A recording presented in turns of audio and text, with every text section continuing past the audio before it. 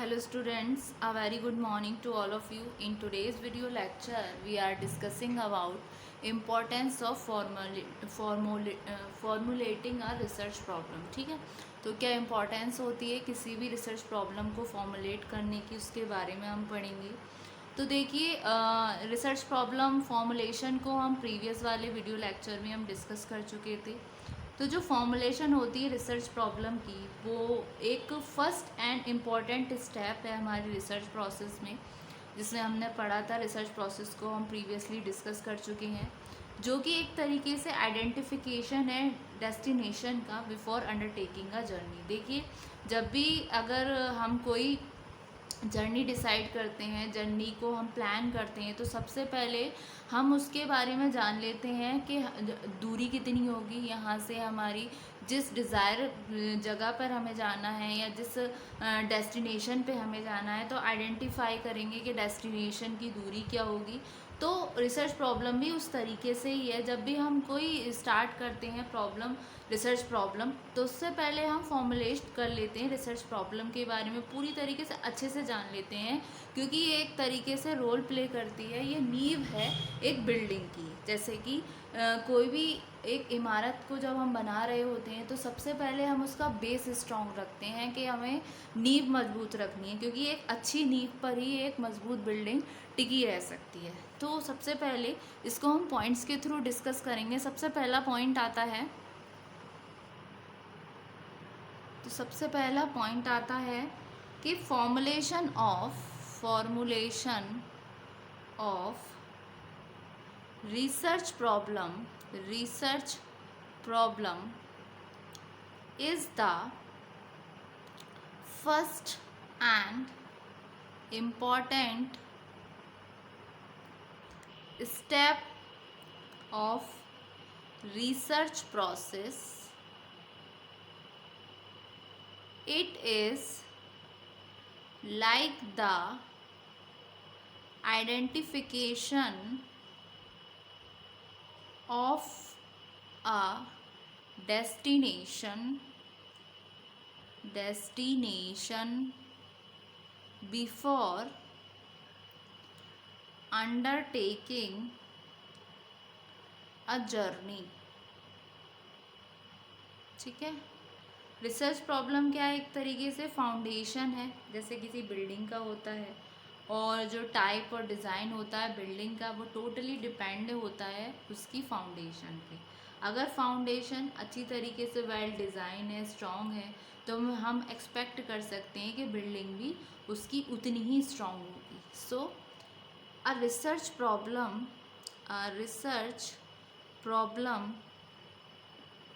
is like the foundation of a building.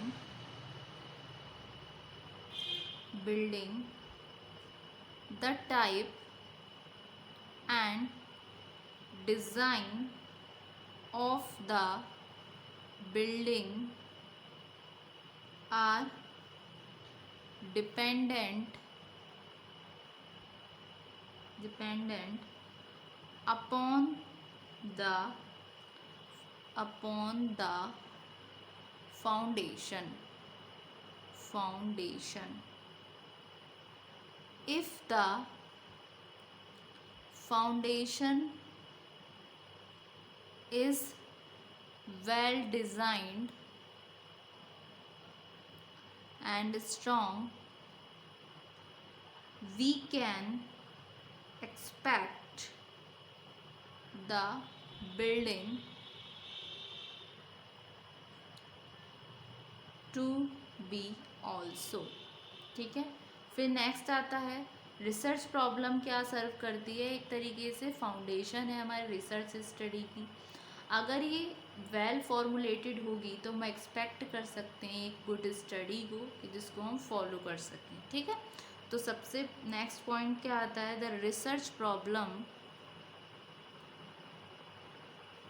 Serve as the foundation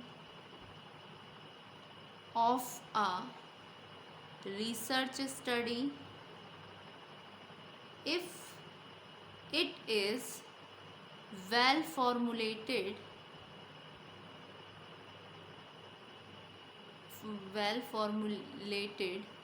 we can expect a good study to follow।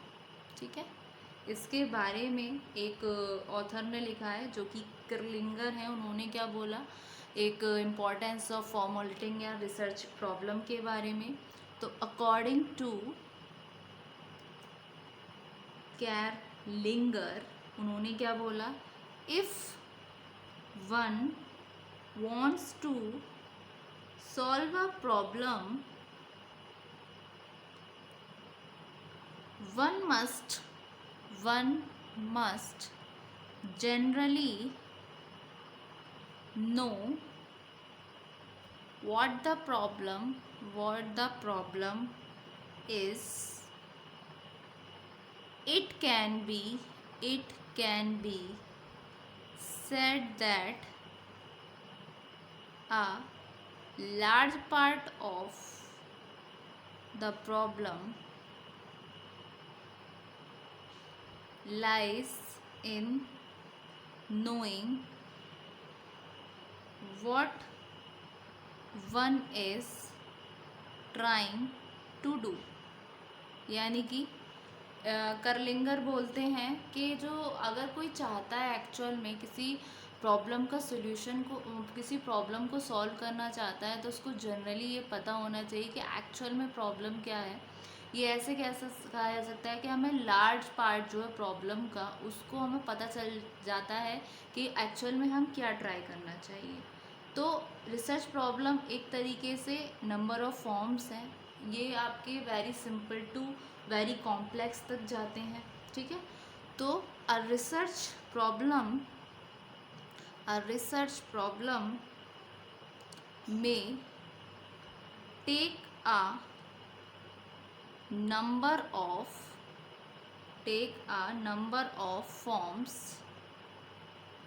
from the very simple to the very complex। Next, it is important for us to understand the way we formulate a research problem determines all the subsequent steps that we have to follow during our research journey। ठीक है, so it is important for us to understand that the way we formulate a research problem determines all the subsequent steps that we have to follow during our research journey।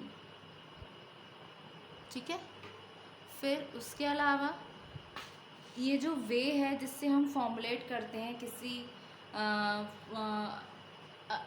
किसी problem को, determine होती है जिसमें कुछ step होते हैं। तो the way we formulate a problem determines almost every step that follows। सबसे पहला आएगा the type of study design, the type of study design that can be used। next आएगा the type of sampling strategy that can be employed, ठीक है, the research instrument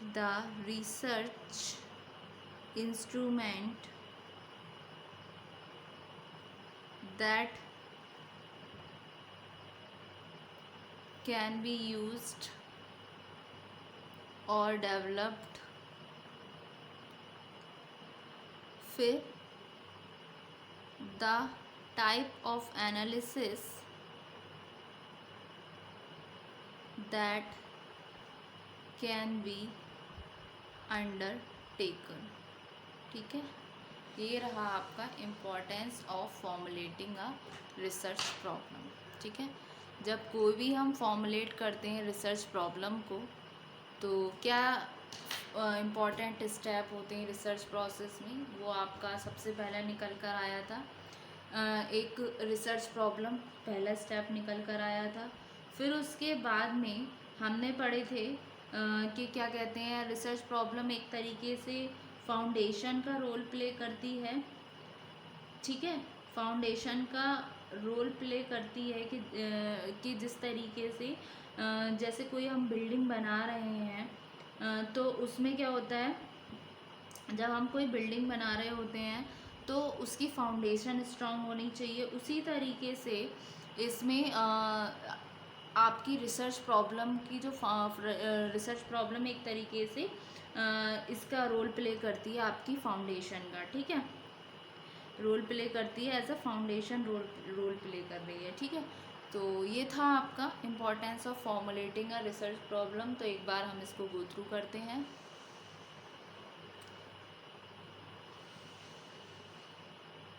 thank you so much student.